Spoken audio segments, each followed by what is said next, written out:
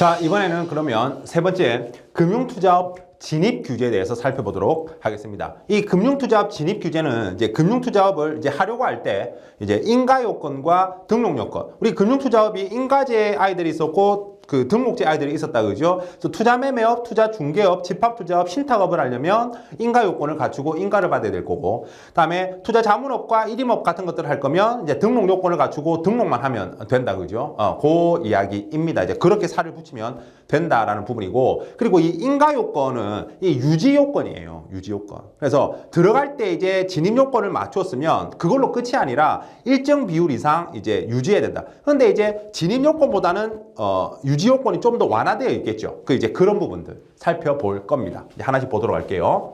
자, 금융투자업의 인가 및 등록입니다. 그래서 누구든지 이제 자본시장법 11조에는 누구든지 이 법에 따른 금융투자업 인가, 이제 변경했을 때는 변경인가를 받지 아니하고는 금융투자업을 영위하여서는 안 된다라는 부분입니다. 자문업과 일임업은 이제 등록이니까, 그죠? 이런 것들 이제 등록이니까 상관없겠죠. 제외라고 한 의미는 그 의미입니다. 그래서 등록 요건은 갖춰야 되겠죠. 자, 넘어가서. 자, 그럼 이제 인가 요건 7가지가 있는데, 자, 인가 요건과 등록 요건을 구분할 때 사실 이제 결론부터 이야기하면 가장 중요한 건 이 다입니다. 나머지 조건들은 보면 어떤 객관적 지표들이에요. 그러니까 이 요건을 갖추었을 때 그 금융위가 너 이거 왜 안 했어? 라고 할 게 없어요. 보시면 뭐 금액이잖아요. 주식회사. 주식회사로 설립하면 되는 거고 5억 원이고, 여기서는 뭔가 어떤 주관적 요소가 개입할 여지가 없어. 그러면은 인가할 때 야, 너 이거 별로 안 좋은데라고 뭘로 할 수 있느냐? 이건 거죠. 사업계획. 사업계획이 타당하고 건전할 것이라고 법에 정해놨잖아요. 그러니까 요걸 가지고 이제 금융위는 인가에 대한 이제 심사를 한다라는 이야기죠. 그러면 등록 요건에는 뭐가 없겠어요? 네, 등록 요건에는 요게 없죠. 그러니까 인가 요건과 등록 요건의 가장 큰 차이는 이게 있고 없고다라는 겁니다. 하나씩 볼게요. 자, 먼저 첫 번째. 상법에 따른 주식회사이어야 된대요. 주식회사. 금융투자업을 하려면. 주식회사 형태. 그러니까 유한회사, 유한합자, 그러니까 유한책임회사, 합자회사 이런 형태는 안 되고 주식회사. 아니면은 이제 금융기관이나 외국 금융투자업자로서 지점 영업소가 국내에 있으면 되겠다라는 거죠. 그러니까 금융기관이든가 금융투자업을 하려면 금융기관이든가 아니면 주식회사이면 되겠다라는 부분입니다. 자, 그리고 이제 두 번째. 인가 업무 단위별로 5억 원 이상으로서 최소 금액이 5억 원인 거예요. 5억 원 좀 잘 외워두시고요. 그래서 대통령령으로 정하는 금액 이상의 자기 자본을 갖출 것입니다. 그러니까 자기 자본이 최소 5억 이상이다. 인가 요건에는. 우리 등록 요건에는 1억이거든요. 그러니까 등록 요건이 더 완화되어 있다는 거 아시겠죠? 그리고 참고로 대통령령에 나온 거 몇 가지 보여드리면, 근데 이런 것까지 시험에 내면 이건 뭐 틀리라고 낸 문제니까 이런 걸 굳이 왜 외운다라기보다는 그냥 제가 참고 삼아 한번 보여드릴게요. 이거는 외워야지. 이거는 외우고. 자, 투자 매매업을 하고 싶다 내가. 증권에 대해서 일반 투자자까지, 즉 전문 투자자뿐만 아니라 일반 투자자까지. 그러면 자기 자본이 500억 원이다라는 거죠. 기준이 500억 원. 그래서 동일 기능에 대해서는 동일 규제. 무조건 이걸 하려면 누구든 다 500억이다라는 거죠. 자기 자본 요건은. 근데 투자 매매업인데 장외 파생 상품을 다루려고 한다. 일반 투자자까지 대상으로. 이게 제일 클걸요. 900억입니다. 900억. 자기 자본이 900억. 그리고 참고로 만약에 전문 투자자만을 대상으로, 그러니까 여기 이제 전문 투자자만을 대상으로 이것들을 한다. 그러면 다 2분의 1입니다. 그러니까 여기는 250억. 전문 투자자만으로 투자 매매업을 하는데 장외 파생 상품에 대해서 투자 매매업을 한다. 전문 투자자만을 대상으로 450억. 이렇게. 전문 투자자만을 대상으로 하면 2분의 1이다라고 보시면 됩니다. 이 금액에. 다음에 투자 중개업을 하는데 증권에 대해서 일반 투자자까지 대상으로 투자 중개업을 하면 30억.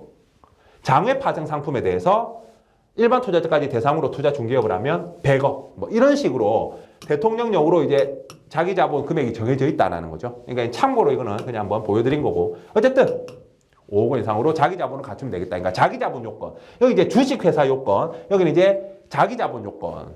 다음에 사업계획. 타당하고 건전한 거. 여기 이제 별표해 놓은 건 뒤에 좀 자세히 알려드리겠다는 이야기입니다. 그다음에 투자자 보호가 가능하고 그 영위하고자 하는 금융투자업을 수행하기에 충분한 인력 요건. 사람 수. 전문 운영. 그러니까 운용이면 운용 인력이라든지, 그죠?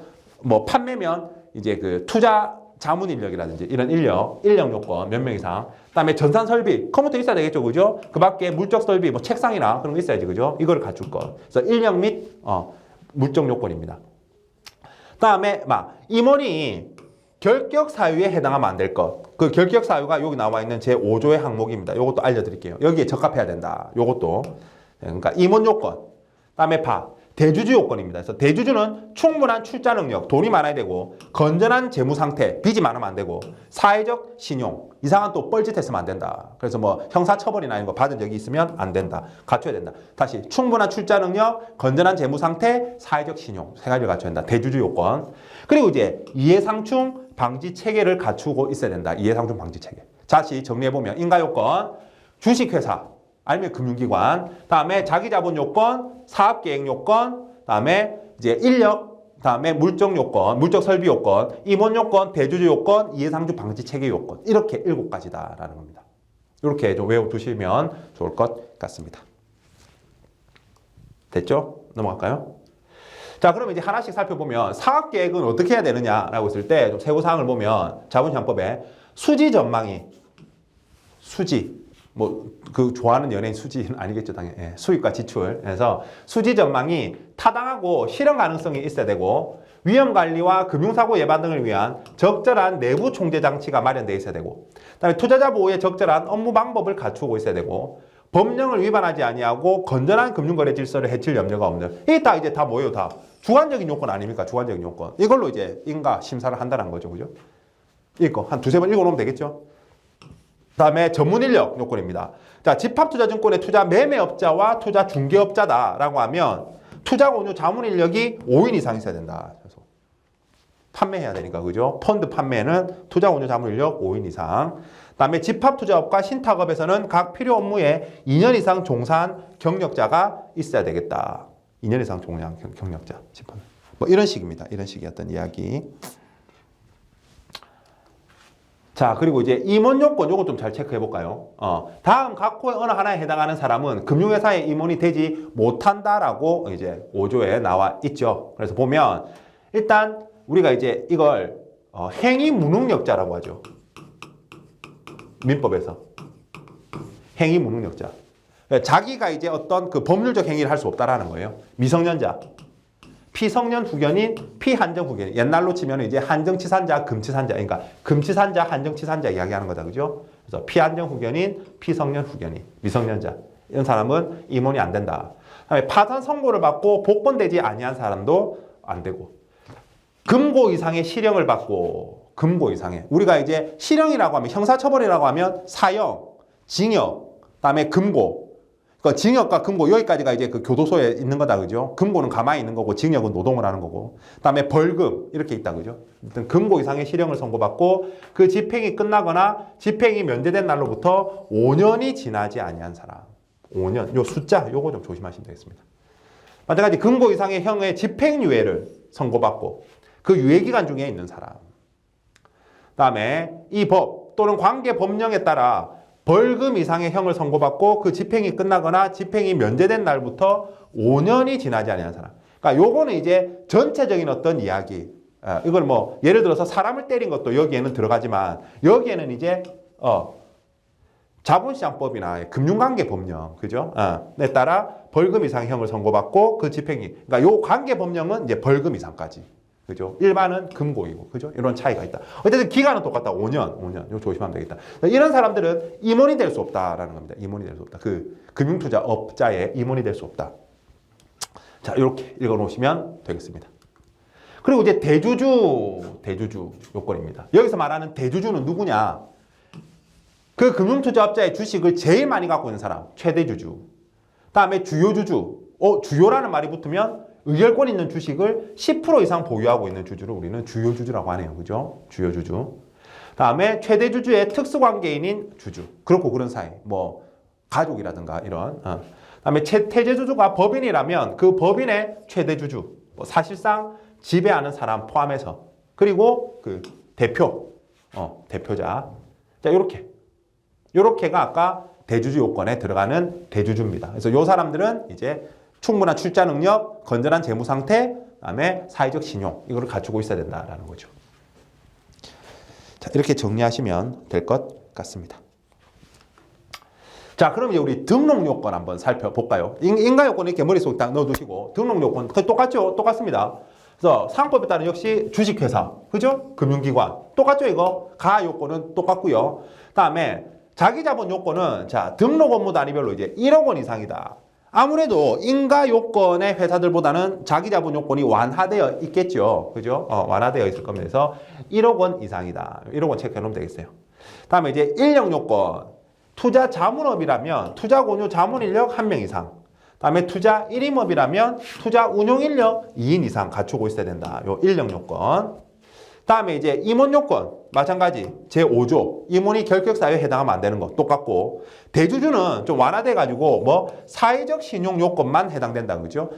충분한 출자 능력, 건전한 재무 상태는 없다, 그죠? 그 말은 없고 사회적 신용이란 단어만 있네요. 그렇게 차이를 보시면 되고, 다음에 이제 대주주도 사회적 신용이고, 근데 이제 본인은 이제 등록하는 그 금융투자업자 본인은 건전한 재무 상태와 사회적 신용을 갖추어야 되고, 본인은 건전한 재무 상태와 사회적 신용을 갖춰야 되고, 그다음에 이해상충을 방지하기 위한 체계, 요것도 똑같죠. 동일한 건 똑같습니다. 그래서 가와 다음에 임원 요건이랑 이해상충 방지 체계, 이건 완전히 똑같고, 그죠? 다른 거는 좀 완화되어 있고 뭐 그렇습니다. 그리고 사업계획, 타당하고 건전, 이거는 없다, 그죠? 등록 요건은 그 차이다 그랬습니다. 있고 없고 가장 큰 차이는 그 부분이다. 이렇게 알아두시면 되겠습니다. 자, 그럼 이제 우리 예비인가에 대해서 이야기를 하기 전에 전체적으로, 그러면 내가 금융투자업에 인가를 받기 위해서는 절차가 예비인가 제도가 있어요. 간 보는 거죠. 그 다음에 이제 본인가가 있고 이제 하면 되는 거다, 그죠? 근데 등록은 그러지 않습니다. 등록은 허락받는 게 아니잖아요. 그러니까 예비 등록이란 게 있겠어요, 없겠어요? 당연히 예비 등록이란 건 없어요.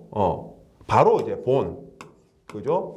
그러니까 본 이것도 그냥 내가 등록 신청하고 바로 실행하면 돼. 업무를 이제 시작하면 되는, 그죠? 그래서 예비 등록이란 말은 없다라는 거 옛날에 시험에 나온 적 있거든요. 예비 등록 어쩌고저쩌고 그런 건 없어요, 그죠? 그래서 인가만 예비인가. 자, 그래서 금융투자업 인가를 받으려는 자는 미리 금융위원회에 예비인가를 신청할 수 있다. 그래서 금융위원회는 예비인가를 신청받은 경우 2개월 이내에 각 호의 요건을 갖출 수 있는지 여부를 심사하여 예비인가 여부를 결정하고 그 결과와 이유를 지체 없이 신청인에게 문서로 통지하여야 한다. 이 경우 예비인가 신청에 관하여 흠결이 있는 때에는 보완을 요구할 수는 있다, 당연히. 그래서 예비인가 2개월 동안 심사할 수 있다. 그리고 예비인가를 받았다면 본인가는 1개월 이내에 결정해줘야 된다. 받았다면. 왜? 예비인가를 없이 그냥 인가를 신청해가지고 하려고 하면 3개월이거든요. 그러니까 원래는 3개월이야. 근데 예비인가를 하면 예비인가가 2개월이니까 본인가는 1개월 안에 결정해줘야 된다, 금융위는. 이렇게 알고 계시면 되겠습니다. 관련해서는. 자, 그리고 이제 인가 요건은, 진입 요건은 유지 요건이 있다라 그랬어요. 물론 진입 요건보다는 유지 요건이 완화되어 있겠죠. 요 하나. 그래서 금융투자업자는 요 인가를 받아서 그 업을 영위함에 있어서 인가 요건을 유지하여야 한다라는 거. 유지하여야 한다. 단 특정 회계연도 말을 기준으로 유지 요건에 미달한 금융투자업자는 바로 퇴출되는 게 아니라 다음 회계연도 말까지는 그 유지 요건에 적합한 것으로 본다. 요거 시험에 가끔 나오는 문장입니다. 바로 퇴출되는 게 아니에요. 다음 회계연도 말까지 유예해준다라는 거. 자, 인가 업무, 그러면 유지 요건이 뭐가 있느냐? 가장 중요한 요거죠, 요거. 자기자본 요건 70% 이상을 유지해야 된다. 70%. 그래서 아까 500억이었다. 그러면 최소 350억 이상은 유지하고 있어야 된다라는 겁니다. 그죠? 70%입니다. 요거 잘 외워두시고. 다음 이제 대주주 요건. 인가 요건에는 건전한 재무 상태, 충분한 출자 능력, 그다음에 사회적 신용 요 세 가지가 있었는데 유지 요건은 충분한 출자 능력. 그러니까 자기 자본이 출자 금액의 4배 이상 이런 요건들 쭉 있어요. 그래서 이거는 뭐 몰라도 되고 어쨌든 충분한 출자 능력이나 건전한 재무 상태 요건은 제외해 주겠다. 그래서 유지는 뭐만 잘 유지하면 된다? 사회적 신용만 잘 유지하면 된다는 이야기죠. 대주주 요건에서. 유지 요건으로는. 그래서 이 두 가지가 완화되어 있다. 완화되어 있다라고 보시면 되는 거죠. 두 가지가 완화되어 있다. 자, 그렇게 시험에 대비하시면 되겠습니다. 그래서 여기서는 바로 퇴출은 아니라는 거 조심하시면 됩니다. 자, 다음 이제 4번 살펴볼 차례입니다. 대주주와의 거래 제한이에요. 자, 대주주와의 거래 제한. 자, 금융투자업자는 본인의 대주주와 거래를 함에 있어서 이제 규제받는 내용들이 있다라는 거죠. 왜? 그렇고 그런 사이잖아요. 어떻게 보면 특수관계인일 수도 있잖아요. 그죠? 그래서 보면 예를 들어서 뭐 아예 정석 금융지주가 있고, 그죠? 다음에 여기가 이제 본인의 대주주예요. 그리고 여기 정석 증권이 있다라고 했을 때 이 정석 증권은 정석 금융지주의 주식을 취득할 수가 없다라는 부분입니다. 취득할 수가 없다. 이게 자신의 이제 대주주라면, 그죠? 정석증권 본인의 주식을 많이 갖고 있는 대주주라면 이게 주식 취득이 안 된다. 뭐 이런 이야기예요. 대주주와의 거래 제한. 볼게요 이제. 자, 금융투자업자 이제 겸용 금융투자업자는 제외하고 제외하고 그냥 본인 이제 금융투자업자는 다음 각호의 어느 하나에 해당하는 행위를 해서는 안 된대요. 안 돼. 일단 예외는 일단 제껴두고 뭘 하면 안 되느냐. 자, 그 금융투자업자의 대주주가 발행한 증권을 소유하는 행위. 대주주 증권 취득할 수 없다. 다음에 그 금융투자업자의 계열회사가 발행한 주식. 이제 요 회사의 계열회사다. 계열회사가 발행한 주식, 채권, 약속어음은 자기 자본의 8%를 초과한 소유는 금지된다. 그러니까 역으로 이야기하면 계열회사가 발행한 주식 등은 8% 이내에서는 8%까지는 그죠? 소유가 가능하다라는 거다. 그죠? 그래서 마찬가지 시험에 계열회사가 발행한 주식 채권 등도 취득이 금지된다. 틀린 표현입니다. 8%요 기준이 있다. 8%까지는 가능하다. 초과 소유가 금지된다라는 거 조심하시면 되겠습니다. 자, 근데 예외가 있죠. 다만 이렇더라도 담보권의 실행 등 권리행사에 필요한 경우 권리행사에 필요한 경우 아니면 안정조작이나 시장 조성을 하는 경우 뭐 이런 것들은 예외래요. 그래서 예외는 그냥 이런 게 있구나 그냥 두세 번 정도 봐두시고 숙지해 두시면 되겠습니다. 자, 그리고 거래도 안 되지만 2번 금융투자업자는 대주주에 대하여 신용공여를 하여서도 안 된다. 돈을 빌려주거나 이런 그죠? 그런 행위도 해서는 안 된다. 증권을 빌려주든가. 그래서 대주주는 그 금융투자업자로부터 신용공여를 받아서는 아니 된다. 받아서는 안 된다. 단. 그 임원에 대한 제한적 신용공여는 할 수가 있다. 임원에 대해서는 조금 뭐 할 수 있다라는 부분인 거죠. 그죠? 그러니까 대주주와는 아예 뭐 증권의 취득 이런 것도 안 되고 돈 빌려주고 이런 것도 안 되고 안 된다는 부분입니다. 그죠? 자, 그렇게 좀 보시면 될 것 같은데요. 보시면 되고. 자, 그리고 금융투자업자는 1번에 이제 1번에 그러니까 계열회사 8% 이내 취득. 그다음에 2번에 임원 제한적 신용공여. 요거에 해당하는 해고자 하는 경우 그냥 할 수 있는 게 아니죠. 미리 이사회 결의를 거쳐야 한다라는 거 체크해놓고 미리 이사회 결의를 거쳐야 한다. 자, 이 경우 이사회 결의는 제적이사 전원의 찬성으로 합니다. 전원의 찬성. 그래서 뭐 3분의 2다, 2분의 1이다. 다 틀린 표현입니다. 제적이사 전원의 찬성으로 계열회사 주식 8%까지. 그다음에 뭐 임원에게 제한적 신용공여 이런 것들이 가능하다라는 겁니다. 그래서 우리는 뭐 보면 회사를 경영하는 거는 이사들이 한다, 그죠? 이사회를 통해서. 그리고 이제 그 중에서 뭔가 일부 주주들에게 물어봐야 될 것 같다. 그거는 이제 이사들이 주주총회를 열어가지고 이제 주주들한테 물어본다, 그죠? 주주총회는. 그래서 우리나라는 그 주식회사에서 주주들의 권한을 최소한으로 축소시켜놨죠. 그죠? 그래서 회사가 경영하는 건 이사회에서. 근데 이제 주인은 주주들이지만 경영은 다 이사한테 다 올인해서 맡겨놨다라는 부분입니다. 그리고 이제 이것들을 감시하기 위한 감사가 존재하고 이렇게 삼권분립이라고 거의 보시면 되는 거죠. 그죠? 자, 그리고 다만 단일 거래 금액이 자기 자본의 10,000분의 10과 10억 원 중 적은 금액 범위 이내라면, 그죠? 이사회 결의는 할 필요 없다. 예외죠. 그러니까 금액이 적으면 괜찮다. 자, 그리고 금융투자업자는 그거에 해당하는 행위를 하고자 하는 경우 그 사실을 금융위원회에 지체 없이 보고하고 인터넷 홈페이지, 본인 인터넷 홈페이지 등을 통해서 공시해야 된다. 이런 것들을 읽어놓으시면 되겠죠? 가능은 한데 이런 것들이 필요하다. 자, 그리고 이제 35조에 보면 대주주의 부당한 영향력 행사 금지라는 항목이 있습니다. 그래서 이제 대주주는 금융투자업자의 이익에 반해서 대주주 자신의 이익을 얻을 목적으로 다음 각 호의 행위를 해서는 안 되겠다. 그래서 부당한 영향력을 행사하기 위하여 금융투자업자에 대하여 외부에 공개되지 아니한 자료, 정보의 제공을, 즉 미공개 어떤 중요 정보 같은 것들을 본인에게 먼저 달라고 하는 행위. 그래서 이제 자기가 뭐 먼저 주식 사가지고 시장에 그 정보가 풀려서 주가가 오르면 본인은 팔고 이런 그죠 매매 차익을 누리는 거 안 된다, 그죠? 그다음에 경제적 이익 등 반대급부 제공을 조건으로 다른 주주와 담합하여 금융투자업자의 인사 경영에 부당한 영향력을 행사하는 행위. 그렇죠? 본인이 지분이 많으니까 나한테 돈 주면 내가 찬성에 손들어 줄게, 개 뽑아 줄게. 다 읽어보면 당연한 이야기다, 그죠? 다 금융투자업자로 하여금 위법 행위를 하도록 요구하는 행위. 그러니까 이런 것들은 외운다기보다는 읽어보면 당연히, 그죠? 범법 행위잖아요. 하면 안 된다라는 거죠. 자, 그리고 금융위원회는 금융투자업자의 대주주가 이 위의 내용을 위반한 혐의가 있다고 인정될 경우에는 금융투자업자 또는 그 대주주에게 필요한 자료의 제출을 명령할 수 있다. 자료 제출하라고 할 수 있다. 혐의가 있다고 생각만 돼도. 자, 요렇게 우리 또 이제 대주주 내용은 이렇게 보시면 되겠습니다. 그래서 대주주는 사실 내용을 요약해 보면 금융투자업자는 자신의 대주주와 증권을 거래할 수 없고 계열회사와는 8%까지 취득할 수 있고, 다음에 신용공여를 대주주하고 할 수 없는데 임원에 대한 제한적 신용공여는 허용되고, 그죠? 그리고 이제 그런 것 예외적으로 허용되는 걸 하려고 할 때는 미리 이사회 의결, 이사 전원의 찬성, 그죠? 금액이 적을 때는 그러지 아니하고, 그리고 대주주는 이런 거 하면 안 되고. 자, 그러면은 이번에는 5번 영업행위 규칙. 특히 이제 여기서 말하는 건 공통영업행위 규칙이라고 보시면 됩니다. 그래서 5번은 공통영업행위 규칙에 대해서, 그래서 모든 금융투자업자들이 지켜야 할 영업행위 규칙들이라고 거의 생각하시면 될 것 같아요. 그래서 이 5번이 어떻게 보면 이 자본시장법에서 가장 시험 출제 문항수는 많은 파트라고 할 수가 있겠습니다. 그래서 이 부분은 또 꼼꼼하게 좀 보셔야겠다 설명드리도록 하겠습니다. 그래서 먼저 이제 영업행위 규칙 중에 공통영업행위 규칙입니다. 자본시장법으로 치면 이제 제37조부터 45조까지의 문항들입니다. 첫 번째 이제 신의성실 의무.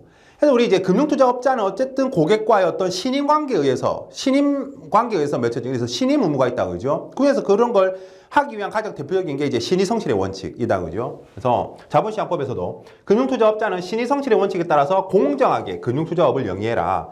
그리고 금융투자업을 영위함에 있어서 정당한 사유 없이 투자자의 이익을 해하면서 본인이 이제 이익을 얻거나 아니면 다른 제3자가 이익을 얻도록 해서는 안 된다라고 하는 이런 이제 신의성실의 의무의 내용을 정해놨고요. 자, 그 다음에 이제 상호 규제에 대한 내용입니다. 상호 규제, 뭐 서로 규제한다는 이야기가 아니라 상호, 회사 이름 말입니다. 회사 이름을, 그러니까 네거티브 이제 규제 방식인데, 네거티브 규제라는 것은 뭐냐면, 그러니까 아무거나 써도 돼. 뭐 단 조건이 본인이 그거에 대한 인가나 등록을 했을 경우에. 그러니까 예를 들어서 금융투자업자가 아닌 사람이 금융투자에 대한 표현을 쓰면 안 되는 거예요. 근데 만약에 금융투자업자다, 그러면 관련한 비슷한 어떤 단어라도 다 써도 되는 거지. 그건 네거티브 규제다라는 겁니다. 그리고 이제 증권대상 투자매매업자, 투자중개업자가 아닌 자는 증권이라는 단어, 본인 회사 이름에, 그러니까 땡땡 증권회사를 쓰면 안 되는 거지. 투자매매업이나 투자중개업을 인가받지 않았는데. 그죠? 이제 그런 식의 어떤 이야기예요. 그게 네거티브 규제예요. 근데 인가를 받았다면 어떤 표현이라도 다 써도 된다라는 이야기입니다. 또는 뭐 이제 집합투자업 같은 경우에는 투자신탁, 집합투자라든지 뭐 그런 이제 단어들 있죠. 뭐 집합투자와 투자신탁, 자산운용 이런 회사를 회사 이름에 쓰면 안 된다. 집합투자업 인가를 받지 않았으면 그런 부분들입니다. 상호 규제입니다. 자, 다음 이제 세 번째입니다. 금융투자업자는 자기의 명의를 타인에게 대여할 수 없습니다. 다룰 수 없어요. 우리가 지금 금융투자업 하려고 인가도 받고 뭐 등록도 하고 이런데, 그죠? 그 인가받은 내 이름을, 회사 이름을 뭐 남한테 빌려준다, 이런 것들 이제 안 된다라는 이야기죠. 그래서 상호를 빌려주거나 이런 것들은 안 됩니다. 아예 안 돼요. 대할 수 없다라는 부분입니다. 다음 네 번째, 다른 금융 업무 및 부수 업무의 영위입니다. 이제 겸용 같은 거. 자, 앞서서 이제 이거 뭐 자본시장법에서 업무 범위 확대라는 이야기를 할 때 허용한다라고 이야기했었는데 합니다. 대신 뭐만 하면 되느냐? 해당 업무 영위 시작일로부터 2주 이내에 금융위에 보고만 하면 되겠다라는 부분입니다. 이렇게. 그래서 시작일로부터 2주 이내입니다. 이런 거 이제 날짜 조심하시면 될 것 같아요. 자, 그리고 이제 어떤 제3자에게 본인의 업무의 일부를 위탁하는 거는 어떻느냐라고 했을 때 위탁, 오케이. 원칙적으로 가능하다라는 부분이에요. 근데 이제 예외적으로 안 되는 게 존재하고 있다라는 거예요. 예외적으로. 그리고 이제 원칙적으로 가능은 한데 또 조심해야 될 게 뭐냐면 우리 각 이제 업자들의 본질적 업무 있죠. 뭐 투자 매매 업자는 뭐 이제 계좌 개설이라든지 이런 이제 증권 어떤 중개 업무 같은 경우 이런 것들, 아니면 집합 투자 업자는 뭐 자산을 운용하고 이런 것들 있잖아요, 그죠? 그런 것들, 그런 본질적 업무의 경우에는 당의 업무 수행에 필요한 인가 등록을 받은 자, 그러니까 상대방도 내가 위탁을 하려는 그 본질적 업무를 영위할 수 있는 자격을 갖추고 있어야 된다라는 거죠. 그 사람에게만 위탁이 가능하다라는 부분입니다. 자, 그리고 이제 예외적으로 안 되는 게 있다 그랬는데 보시면 세부적으로 준법 감시인의 업무, 준법 감시 업무, 그다음에 위험 관리 책임자의 업무, 그리고 내부 감사 업무, 이런 지금 뭡니까? 이게 다 내부 통제와 관련된 업무죠. 내부 통제 업무는 위탁이 어떻게 되어 있다? 금지되어 있다라는 겁니다. 내부 통제 업무는 위탁이 금지되어 있다. 요거 조심하게 숙지해 두시면 되겠습니다. 그리고 업무 위탁도 마찬가지 이제 가능하니까, 그죠? 이것도 그냥 하면 됩니다. 하고 실제 업무 수행일에 7일 전까지 수행일에 7일 전까지 금융위에 보고하면 되는데, 본질적 업무 외 업무 같은 경우에는 본질적 업무 외 업무 수행일로부터 14일 이내. 예, 이건 이제 수행일로부터 아까 여기 요거랑 비슷하다, 그죠? 요거랑 비슷하다라고 보시면 되겠습니다. 그러니까 본질적 업무는 시작하기 전에 이제 보고해야 되지만 7일 전까지 보고해야 되지만 다른 것들은 다 그냥 하고 14일 안에 보고하면 되겠다라는 부분이에요. 자, 그 다음에 이제 재위탁입니다. 재위탁. 나도 위탁 받았는데 또 위탁 주려고 해요. 원칙적으로는 안 된다. 하지만 예외적으로 또 가능한 게 있다. 예외적으로. 그래서 어떤 그냥 단순 업무라든지, 그죠? 아니면 외화 자산에 대한 어떤 운용이라든지 보관 업무는 위탁자의 동의를 받아서 가능하다라는 겁니다. 나한테 맡긴 위탁자의 동의를 받아서 나도 좀 이렇게 맡길게요라고 하고 맡길 수 있다. 뭐는 단순 업무라든지 외화자산 보관 운용 업무는 말입니다. 이렇게 정리해 두시면 되겠어요. 그래서 이게 헷갈리잖아요. 헷갈리니까 외우실 때 뭐 한 방에 좀 보시면 일단 다시 정리해 보면, 자, 명의대여, 원칙, 그리고 예외 했을 때 명의대여는 원칙적으로도 안 되고 예외도 없어요. 그냥 무조건 안 되는 거예요. 그냥 명의대여는. 알겠죠? 근데 이제 업무 이때, 그러니까 업무 위탁의 경우에는 업무 위탁이에요. 가능해요. 그죠? 원칙적으로 가능합니다. 물론 본질적 업무는 상대방이 그 인가 등록을 했어야 되지만 가능하고, 예외적으로 근데 안 되는 게 있어. 그죠? 내부 통제 업무 안 되고. 그다음에 우리 이제 재위탁 같은 경우에는 어떻습니까? 재위탁은 원칙적으로 안 되는데 예외적으로 단순 업무와 외화자산 보관 운용 업무는 가능하다. 그죠? 그래서 좀 요렇게 한꺼번에 일단 봐두시면 외우기는 편하고, 여기에서 이제 살을 붙여 나가는 게 좀 더 쉽게 학습을 하는 방법이 아닐까 생각을 해봅니다. 자, 다음에 이제 이해상충의 관리입니다. 이 중요한 문장이죠. 시험에 문장으로 잘 나오니까. 그래서 금융투자업자는 금융투자업 영위와 관련해서 금융투자, 근데 이 부분은 이제 직무윤리하고 다 중복되는 내용이라서 뭐 다 아시는 내용일 겁니다. 직무윤리 먼저 공부했다면. 그래서 금융투자업자와 투자자 간, 아니면 투자자와 다른 투자자 간의 이해상충을 방지하기 위하여 이해상충이 발생할 가능성을 파악하고 늘 평가해야 된다는 거죠. 그리고 내부 통제 기준이 정하는 방법 및 절차에 따라서 이를 적절히 관리하고 있어야 됩니다. 그래서 만약에 이런데 가에 따라서 하고 있다가 이해상충 발생할 가능성을 파악 평가한 결과 이해상충이 발생할 가능성이 있다고 인정되는 경우, 그러니까 가능성만 있어도 어떻게 해야 돼요? 그 사실을 사전에 미리 해당 투자자에게 알려야 된다라는 거죠. 그래서 시험에 그걸 해결하고 알린다. 틀린 표현입니다. 그죠? 그냥 가능성이 있으면 그걸 그대로 투자자에게 바로 지체 없이 알리고, 그 이해상충이 발생할 가능성을 내부 통제 기준이 정하는 방법 및 절차에 따라 투자자 보호에 문제가 없는 수준으로 낮춘 다음에 거래를 재개할 수 있다라는 거죠. 거래를 할 수 있다. 만약에 못 낮춘다면, 낮추는 것이 곤란하다고 판단되는 경우에는 매매를 진행해서는 안 된다라는 이 내용. 엄청 길지만 한마디로 요약해보면, 이해가 상충할 가능성이 있으면 지체 없이 고객에게 알리고 문제가 없는 수준으로 낮춘 다음에 거래해라. 못 낮춘다면 거래하지 마라라는 겁니다. 그죠? 이 많은 단어를 요약해보면 그것만 알고 딱 시험에 대비하시면 되겠죠. 자, 이제 8번 정보 교류의 차단 부분 되겠습니다. 이게 이제 우리 차이니즈 월이라고, 왜 이제 이 정보 차단 벽을 이제 차이니즈 월이라고 하는지 모르겠지만 어쨌든 정보 차단 벽, 차이니즈 월에 대한 이야기입니다. 이게 이제 과거랑 조금 이제 법이 바뀌었는데 보시면 일단 한번 읽어볼게요. 자, 금융투자업자는 금융투자업 등을 영위하는 경우 내부 통제 기준이 정하는 방법 및 절차에 따라, 요 말이 이제 좀 사실 조금 중요하죠. 시험에 대비해서는 조금 중요합니다. 내부 통계 기준이 정하는 방법 및 절차에 따라. 어쨌든 미공개 중요 정보 같은 것들, 어떤 회사의, 그죠? 내부적으로 미공개 중요 정보 같은 것들 등 대통령령으로 정하는 정보의 교류를 적절히 차단하여야 한다라는 거죠. 회사는. 그래서 어떤 내부 왜냐하면 이제 어떤 주가에 영향을 줄 수도 있고 그죠? 어떤 소비자에게 피해를 줄 수 있는 그런 부분들이기 때문에 내부 정보를 밖으로 새 나가게 해서는 안 된다라는 부분인데 이게 왜 제가 요 단어를 좀 별표를 했냐라고 하면 과거에는 이게 법으로 정해져 있었으니까 법령으로 자 요렇게 정보 차단벽을 설치하고 뭐 사무실 같이 쓰지 말고 직원들끼리 뭐 이렇게 이제 하지 말고 이제 이런 걸 법으로 정해놨었는데 지금은 어떻게 법에서 어떻게 했다? 내부 통제 기준에 맡겼다. 즉 내부 통제 기준에 맡겼다라는 건 뭐예요? 금융투자회사 본인들이 금융투자회사 본인들이 알아서 회사가 자율적으로 정하라라는 부분인 거죠. 회사가 정하라. 이 부분에 대해서 요게 좀 바뀌었다라는 겁니다. 이렇게 그거 좀 알아두시고 요 대통령령으로 정하는 정보는 뭐냐라고 하면 여기 기흥 니은 디귿입니다.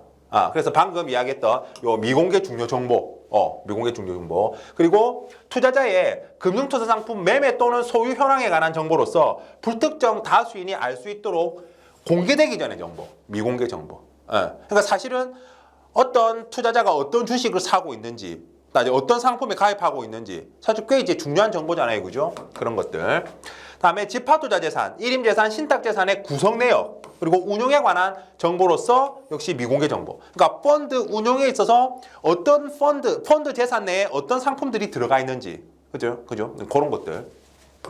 이런 것들이 이제 대통령령으로 정하는 정보가 되겠습니다. 그래서 이런 정보는 어디로 새어나가지 않게 적절히 내부 통계 기준, 회사가 너가 잘 정해가지고 차단하라라는 이야기입니다. 내부적으로.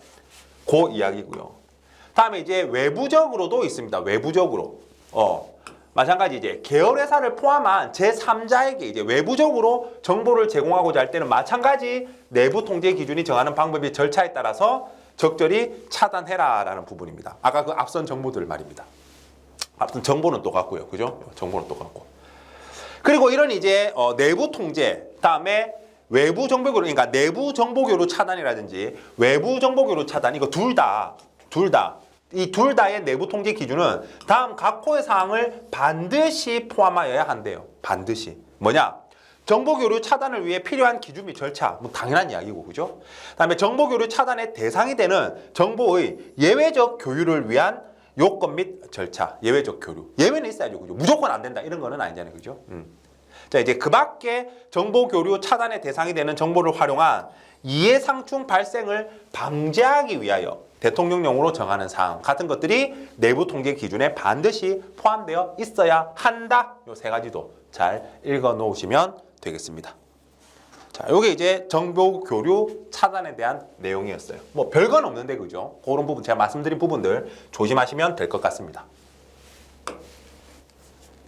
자, 그럼 이제 우리 이제 두 번째 투자 권유와 관련된 내용도 살펴볼 텐데 사실 이 투자 권유와 관련된 내용들 여기 제가 적어 두었지만 상당수가 금소법으로 이관되었어요. 금소법으로 이관되었기 때문에 이제 그 부분에 이제 자세히 명명되어 있는 거죠. 근데 어쨌든 뭐 시험에는 아주 잘 나오는 부분이니까 우리가 내용을 잘 아는 거는 필요하다, 그죠? 그러니까 여기서도 한번 쭉 언급하고 넘어가도록 하겠습니다. 계략적인 내용. 우리 이제 금소법 가면 다시 여러분들 학습하시겠지만, 그러니까 이 부분에 대해서 세부적으로 학습하시겠지만 개념 정도 잡고 가기 위해서 좀 설명을 드릴게요. 그래서 이제 먼저 적합성의 원칙입니다. 적합성의 원칙. 그래서 투자자가 오면 이 사람이 이제 일반 투자자인지 금융 투자자인지, 그 전문 투자자인지. 사실 금소법 용어로 하면은 일반 금융 소비자인지 전문 금융 소비자인지. 그래서 일반 투자자인지 전문 투자자인지 구분해야 돼. 구분하고 일반 투자자라면 지금 여기에 말하고 있는 이 원칙들은 다 일반 투자자에게 적용되는 이야기예요. 보호해야 되니까. 그래서 일반 투자자라면 KYC야, Know Your Customer Rule. 그러니까 고객 숙지 의무라고 하죠. 고객 정보를 파악해라라는 이야기입니다. 고객 정보를 파악해라. 그래서 KYCR 해서 거기에 적합한 권유를 하라라는 게 적합성의 원칙입니다. 그래서 일반 투자자를 대상으로 하는 거예요. 이제 KYCR은 어떻게 하느냐? 면담 질문 등을 통해서 그 사람의 투자 목적, 투자 경험, 재산 상황.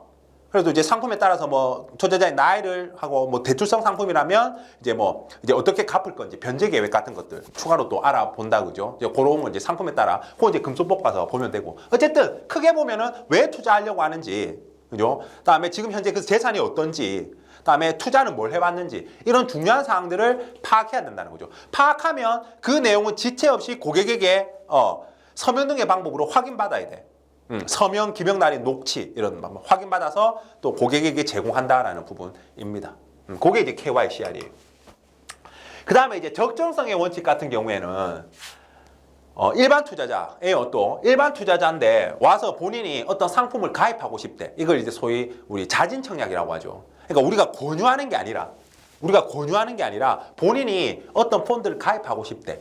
그렇다라고 하더라도 즉 투자 권유 없이 판매하려고 할지라도 그러니까 자진 청약했다 하더라도 파생 상품 등의 경우에는 뭐 파생 상품, 파생결합 증권, 파생 상품 펀드, 우리 소위 말하는 이제 고난도 금융 투자 상품이 있다 그죠? 요런 거 같은 경우에는 마찬가지로 KYCR 해서 거기에 적정한 판매를 하라라는 게 적정성의 원칙이에요. 그래서 시험에 예를 들어서 모든 금융투자 상품에 대해서 적정성의 원칙이 적용된다라는 건 틀린 표현인 거죠. 왜? 이 아이들에만 해당되니까 너무 위험하고 복잡한 상품에 대해서는 고객이 하고 싶다고 하더라도 파악해서 적정한 판매를 해라라는 거죠. 그리고 만약에 그게 안 맞다라고 하면 안 맞다라는 사실을 고객에게 알려줘라라는 거. 고객에게 알려줘라. 니하고 안 맞다. 그래도 할래. 막 이렇게 알려주라라는 겁니다. 다 이게 어떻게 보면 이제 나중에 어떤 불안전 판매 방지에서 분쟁이 발생했을 때 쉬이 해결하기 위한 또 분쟁 발생을 예방하기 위한 다 그런 이제 규정들이다. 그죠? 그다음에 이제 설명의 의무. 이제 상품이 이제 투자 권유하고 상품 가입시킬 때 그 중요한 내용에 대해서 고객이 이해할 수 있도록 아주 쉽고 간결하고 명확한 표현으로 그죠? 이해할 수 있도록 설명하고 이해하였음을 서명 등의 방법으로 확인받아라라고 하는 게 설명의 의미입니다. 그래서 반드시 확인받아야 되는 것까지 그냥 설명만 하면 된다. 틀린 표현인 거죠. 이해하였음을 서명 등의 방법으로 확인받아라라는 이야기입니다. 일반 투자자들한테 말입니다. 일반 투자자들한테. 자, 그런 부분이고요. 다음에 이제 부당 권유 금지가 되겠다. 부당 권유 금지. 이 부당 권유 금지 같은 경우에는 뭐 일반 투자자, 뭐 전문 투자자 할 것 없이 해당되는 부분인데요. 또 사실과 다른 내용, 즉 거짓의 내용, 사실과 다른 내용을 알린다든지, 또 불확실한 내용을 어떤 당전적으로, 그러니까 고객님 내년에 코스피 4천 갑니다. 뭐 이런 거라든지 하지 마라. 그죠? 다음에 요청하지 않은 투자 권유 금지, 우리 소위 이제 불초청 권유 금지라고 하는데 투자자가 원하지 않는데 먼저 투자 권유하지 말라는 이야기입니다. 근데 모든 금융 투자 상품에 대해서 이야기하는 게 아니에요. 그럼 마케팅 자체가 안 되잖아요, 그죠? 장외 파생 상품에 대해서만 해당하는 이야기입니다. 그리고 이제 재권유 금지, 한번 싫다고 했는데 또 권유하지 마라. 또 예외가 있어요. 다른 종류의 금융 투자 상품에서 주식 하실래요? 싫은데. 그럼 채권 하실래요? 싫은데. 그럼 뭐 펀드 하실래요? 뭐 이렇게 계속 그죠? 다른 종류의 금융투자 상품이라든지 투자 권유하고 1개월이 지난 후 뭐 이럴 때 또 고객의 상황이 달라질 수 있으니까 요런 이제 예외 두 가지 또 잘 숙지해 두시고 이럴 땐 재권유가 가능하다. 요런 이제 어쨌든 부당 권유 금지도 뭐 다양한 딴 데 읽어보면 어떤 부당 권유라든지 아니면 불건전 영업행위라든지 이런 것들은 읽어보면 왠지 비상식적이고 비합리적이에요. 그래서 시험에서 맞추기는 뭐 크게 어렵지 않으실 겁니다. 그래서 그런 내용들 잘 정리해. 그래서 여기 가서 잘 살펴보실 거니까 지금 한 맛만 살짝 봤습니다. 투자 권유 준칙입니다. 자, 이제 파생 상품 등의 경우에는 또 위험하고 복잡한 상품이니까 등급별로, 투자자 등급별로. 그러니까 투자자 위험을 좋아하는 투자자, 싫어하는 투자자 이게 등급으로 나누지 않습니까? 그죠? 그렇게 등급별로 차등화된 투자 권유 준칙을 마련해야 된다. 그러니까 시험 문장에 파생 상품 등의 경우 투자자 전체를 아우를 수 있는 공통 투자 권유 준칙을 마련해야 된다. 틀린 표현입니다. 그죠? 차등화된 투자 권유 준칙을 마련해야 된다. 그래서 협회는 이제 금융투자업자들이 활용할 수 있게끔 표준 투자 권유 준칙을 제정할 수 있고 만들어도 이미 있죠. 그죠? 표준 투자 권유 준칙 제정이 가능하다. 협회는 이 말하는 협회는 금융투자협회입니다. 다음에 이제 투자 권유 대행인 제도, 그죠? 금융투자업자는 이 투자 권유를 위탁이 가능한데 파생 상품 등의 경우에는 위탁이 안 돼요. 그러니까 우리 시험에 협회 시험에 증권 투자 권유 대행인, 펀드 투자 권유 대행인은 있는데 파생 상품 투자 권유 대행인은 그래서 없는 거예요. 법으로 위탁을 금지시켜 놨습니다. 자, 그리고 이제 투자 권유 대행인이 하지 말아야 될 사항입니다. 금지 행위. 하지 말아야 될 사항. 요거 시험에 자주 출제되죠. 이제 대리계약. 그러니까 투자 권유 대행인은 말 그대로 투자 권유를 대행하는 사람이에요. 하시겠습니까? 그러니까 뭐 땡땡 증권사나 이런 거랑 이제 계약을 맺고 그 회사 펀드라든지 이런 것들을 투자 권유 하는 거죠. 하시겠어요까지. 여기까지가 본인이에요. 근데 회사를 대신해서 계약을 체결한다든지 투자자에게 계약의 정권을 위임받고 회사랑 본인이 대신 계약을 체결해 준다든지 고객 바쁘다고 이런 것들 하면 안 된다. 그래서 대리 계약하면 안 된다라는 게 그런 의미입니다. 본인이 직접 계약을 체결할 권한은 없어요. 그다음에 역시 재산 수취, 고객으로부터 돈을 직접 받는 이런 행위 하면 안 된다라는 거죠. 그다음에 본인도 투자공유 대행인인데 다시 자신의 어떤 투자공유의 어떤 그 업무를 다시 위임한다? 안 된다. 재위탁 안 된다. 자, 그리고 한 개 회사하고만 그 투자공유 위탁 계약을 맺을 수가 있습니다. 그래서 둘 이상의 회사와 투자공유 위탁 계약을 맺는 거 안 됩니다. 그래서 뭐 보험 설계사분들이 이렇게 투자공유 대행으로 활동할 때 이런 것들을 다 지켜야 된다는 거죠. 그리고 이제 금지행위고 또 준수해야 될 건 참고로 본인이 이제 이런 것들을 다 알려줘야 돼요. 투자자한테. 본인은 투자공유 대행인으로서 계약할 권한은 없다. 재산을 수취할 수 없다. 그리고 나는 한 개 회사하고 막 이렇게 하고 있고, 그죠? 나는 그래서 투자 권유를 대행하는 사람이지 뭐 이런 계약을 체결한 사람이 아니다. 그리고 이제 부당 권유, 그러니까 권유할 때 부당 권유 이런 것들도 얘들 다 지켜야 되겠죠. 하면 안 되겠죠, 그죠? 거짓의 내용을 알리고 뭐 이런 거 다 하면 안 됩니다. 그리고 이제 금융투자업자는 이들을 성실히 관리해야죠. 그래서 이를 위한 투자공유 대행 기준을 제정하고, 그리고 만약에 이들이 사고를 쳤을 때 일단 회사는 사용자 배상 책임이 있다. 일단 본인이 투자자에게 손실에 대한 배상을 하고, 나중에 뭐 이 투자공유 대행인에게 구상권을 청구하고, 그건 이제 뒤에 지금 문제고, 그죠? 책임이 있다라는 겁니다. 손해배상 책임이 있다. 이렇게 정리해 두시면 되겠습니다. 자, 그리고 이제 우리 직무 관련 정보 이용 금지가 있습니다. 직무 관련 정보 이용 금지 등. 그래서 이런 것과 관련한 이제 나머지 여러 개들. 그래서 자본시장법 54조에서 65조 내용을 보겠다는 거예요. 그 중에서 이제 첫 번째가 직무 관련 정보 이용 금지죠. 그래서 미공개 정보라든지 정보교류 차단 대상이 되는 정보 이런 것들을 이용하지 마라. 너무 당연한 이야기고. 다음 요거 이제 중요하죠. 시험에 가끔 출제되는 문장이죠. 이제 우리가 투자성이 있는 상품이기 때문에 그 투자 결과에 대한 책임은 오롯이 투자자에게 있습니다. 자기 책임의 원칙이죠. 그러니까 이익이 나도 투자자 다 본인 거고 손실이 발생하더라도 투자자 책임이에요. 근데 그래야 되고 손실 보전을 약속한다든지 아니면 실제로 보전해 준다든지 아니면은 이익을 사전에 약속한다든지 아니면은 그걸 실제로 해주는, 그러니까 사전에 약속하는 행위도 실제로 사후에 진짜로 그걸 해주는 행위도 다 안 된다라는 거죠. 안 된다. 손실 보전, 이익 보장 다 안 된다. 자, 그 다음에 이제 약관에 대한 이야기입니다. 자, 우리 이제 약관 있다 그죠? 그 상품에 대한 약관을 금융투자업자는 제정하거나 아니면 변경하고자 하는 경우에는 제정하고 또는 변경한 후에 7일 이내, 요 7일 숫자, 7일 이내 금융위원회와 협회에 보고하면 되겠다. 근데 투자자의 권리나 의무에 중대한 영향을 미칠 우려가 있는 경우로서 이제 아래의 경우에는 약관을 제정 변경하기 전에 사전에 금융위에 어떻게 신고해야 된다. 사전에 신고해야 된다. 그래서 어떤 경우냐?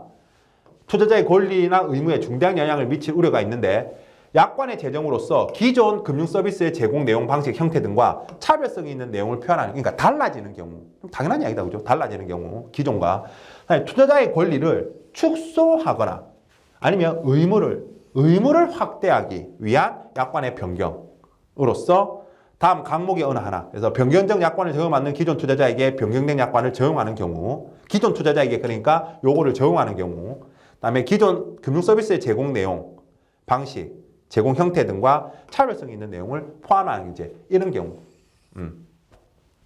그러니까 그러니까 한마디로 이야기해 보면 이 내용을 이렇게 어렵게 표현하고 있지만 법은 간단히 이야기해 보면 약관을 바꿀 건데 약관을 바꾸면 기존 투자자에게 안 좋게 변한다. 안 좋게 변한다. 그 내용이 중대한 영향을 끼친다라고 했을 때는 사전에 신고해라라는 거죠. 그런 상황이 아니면은 별거 아닐 때는 이제 바꾸고 나서 7일 이내에 보고하면 되겠다. 근데 이렇더라도 중요한 경우라도 아래의 경우에는 사전 신고할 필요가 없다. 사전 신고할 필요 없다. 즉 7일 이내에 보고만 하면 된다. 중요한 시험 잘 나오죠. 이게 잘 나오죠. 그래서 투자자의 권리, 의무와 관련이 없는 사항을 변경하는 경우. 이건 당연히 그렇겠죠. 그죠? 다음에 표준 약관을 그대로 사용하는 경우. 그러니까 바꾼 게 아니야. 회사가 바꾼 게 아니라 뭐 협회에서 정한 거라든지 그런 표준 약관을 그대로 사용하는 경우. 아니면 제정 또는 변경하고자 하는 약관의 내용이 다른 금융투자업자가 이미 금융위원회에 신고한 약관의 내용과 같은 경우, 아니면은 전문 투자자만을 대상으로 하는 약관을 제정하거나 변경하는 경우, 이럴 경우에는 사전 신고할 필요가 없다. 이렇게 약관에 대한 거 시험에 잘 나옵니다. 그리고 협회가 이제 표준 약관을 제정하거나 변경하고자 하는 경우에는 당연히 사전에 그죠? 금융위원회에 신고해야 되겠죠. 다만 역시 협회도 전문 투자자만을 대상으로 하는 표준 약관을 제정 또는 변경하는 경우에는 그 표준 약관을 제정 변경한 후 7일 이내 역시 금융위원회에 보고만 하면 되겠다라는 부분입니다. 약관에 대해서 이렇게 자, 머릿속에 넣어 놓으시고 시험에 대비하시면 되겠습니다. 약관 시험에 잘 나옵니다. 다음에 이제 수수료입니다. 수수료. 자, 금융투자업자는 투자자로부터 받는 수수료의 부과 기준 및 절차에 관한 사항을 정하고 인터넷 홈페이지 등을 이용하여 공시해야 된다. 그래서 뭐 증권회사로 치면은 위탁 수수료 같은 것들 있죠. 그런 것들이라든지 다 해야 돼요. 펀드 운용 보수, 그죠? 뭐 이런 것들. 그다음에 금융투자업자는 수수료 부과 기준을 정함에 있어서 투자자를 정당한 사유 없이 차별해서는 안 된다. 정당한 사유 없습니다. 정당한 사유가 있다면 수수료 차별은 가능하죠, 그죠? 다음에 금융투자업자는 이제 가에 따른 수수료 부과 기준 및 절차에 관한 사항을 협회에 통보해야 된다네요. 정했으면 1항이라는 게 가예요, 가. 다음에 협회는 통보받은 사항을 금융투자업자별로 비교 공시해야 된다. 그래서 우리가 요즘에 요거과는 좀 다른 이야기지만 대출금리라든지 은행금리 같은 거 은행연합회에 들어가면은 쫙 비교해 볼 수 있다, 그죠? 그거 보고 내가 여기가 금리가 제일 많이 주네, 예금가입 하든가, 여기가 대출금리가 제일 싸네, 이렇게 한번 해서 몇 개 정해서 우리가 볼 수 있다, 그죠? 볼 수 있습니다. 그래서 그런 부분들 참고하시면 돼. 그러니까 이런 것도 마찬가지라는 거죠, 그죠? 마찬가지라는 겁니다.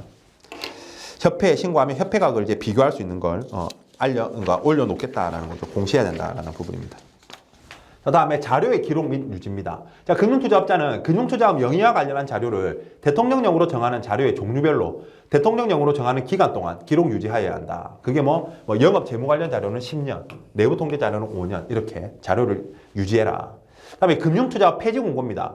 그냥 이제 우리 회사 그냥 하지 말자라고 해서 바로 이제 그만둘 수 있는 게 아니라 그죠? 폐지 30일 전에 전국을 보급 지역으로 하는 2 이상의 일간 신문에 공고하고, 그러니까 이제 우리가 일반 신문 아니면 이제 그 특수 경제지 있죠, 그죠?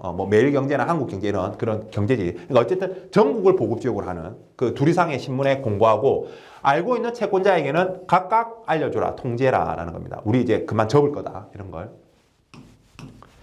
다음에 임직원의 금융투자 상품 매매입니다. 이게 이제 과거에는 증권회사 직원들은 본인의 이름으로 계좌를 터서 주식을 매매할 수 없었어. 근데 그런다고 안 합니까, 얘들이? 차명으로 다 하죠. 그러니까 그러면 그럴 바에서는 그죠? 이제 법 테두리 안에서 한다고 해라. 그래서 자기의 명의로 매매할 수 있습니다. 매매하는데 투자중개업자 중에서 하나의 회사를 선택해서 하나의 계좌를 통해서만 매매해라. 그 계좌로만 매매해라. 너희는 직원들은. 그리고 매매 명세를 분기별로 소속 금융투자업자에게 통지해라. 분기별로. 그런데 그 직원 중에서 투자권유 자무인력이라든지 브로커라든지 아니면 조사분석 인력, 애널리스트라든지 투자운용 인력, 펀드 매니저의 경우에는 월별로, 이건 좀 중요한 아이들이니까 월별로 네가 네 개인 돈으로 한 거 있으면 회사에 알려라 라는 부분입니다. 이것도 잘 정리해 두시면 되겠습니다. 자, 그리고 이제 손해배상 책임에 관해서 가볍게 읽어보면 됩니다. 그래서 법령이라든지 약관, 집합투자 규약, 펀드는 규약, 그죠? 일반 상품들은 약관, 그다음 투자 설명서, 고객에게 주는 거, 이런 거에 위반하는 행위를 하거나 그 업무를 소홀히 하여 투자자에게 손해를 발생시킨 경우에는 당연히 손해배상 책임이 있죠. 그리고 금융투자업자가 1항에 따른 손해배상 책임을 지는 경우 관련되는 임원에게도 기척사유가 있는 경우에는 금융투자업자와 관련되는 임원이 연대하여 그 손해를 배상할 책임이 있다. 양벌 규정이라는 거죠. 양벌 규정. 이렇게. 이제 법에 이렇게 해놨으니까 회사는 잘못하면 본인들이 이제 손해배상 책임, 그리고 우리는 책임이 없다 이런 걸 본인들이 이제 그 증명해야 되는 거죠, 그죠? 자, 이렇게 보시면 영업행위 규칙 뭐가 내용이 많지만 숫자들 제외하고 문장 통째를 외운다 이런 건 없습니다, 보면, 그죠? 그래서 2-3번 읽어보고 문제를 풀어보면 충분히 여러분들 해결할 수 있는 부분이니까요. 꼼꼼히 제가 알려드린 거 체크해 하시면 될 것 같습니다.